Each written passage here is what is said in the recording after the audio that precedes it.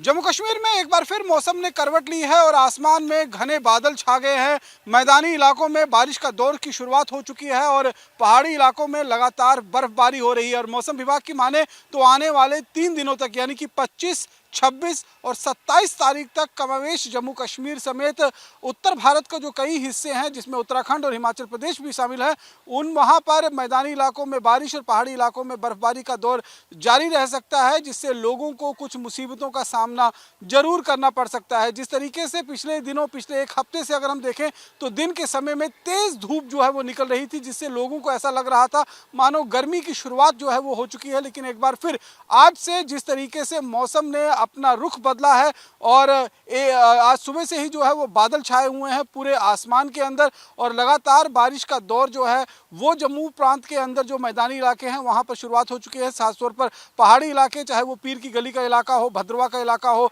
डोडा किश्तवाड़ का इलाका हो, सिंथन टॉप का इलाका हो, या फिर कश्मीर घाटी के जो ऊंचे पहाड़ी इलाके हैं जिसमें सोनमर्ग, गुलमर्ग के साथ साथ में पहलगांव की जो पहाड़ी ऊंची चोटियां हैं वहां पर बर्फबारी की दौर की शुरुआत हो चुकी है। और आने वाले 3 दिनों तक ये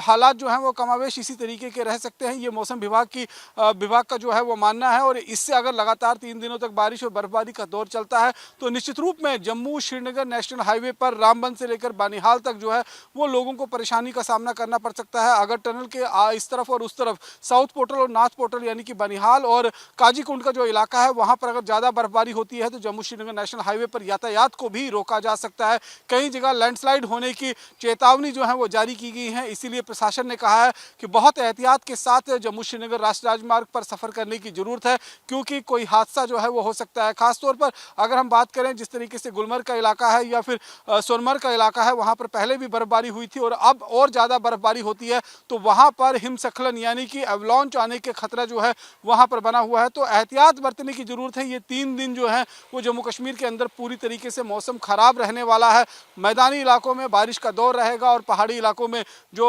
बर्फबारी चल सकती है। हालांकि जो गर्मी का एहसास लोगों को होना शुरू हो चुका था जम्मू प्रांत के साथ साथ में पूरे उत्तर भारत में, इस बारिश और बर्फबारी के बाद एक और दौर जो है वो सर्दी का जम्मू कश्मीर में उसकी शुरुआत हो सकती है। और कुछ और दिनों तक जो है वो आने वाली गर्मियां जो होंगी उससे, जिससे लोग परेशान रहते हैं गर्मियों से, चिलचिलाती धूप से, उससे थोड़ी बहुत राहत मिल सकती है। अभी भी जम्मू कश्मीर की अगर हम बात करें तो जम्मू प्रांत के अंदर, कश्मीर में तो वैसे ही सर्दी पड़ रही है, लेकिन जम्मू प्रांत के जो मैदानी इलाके हैं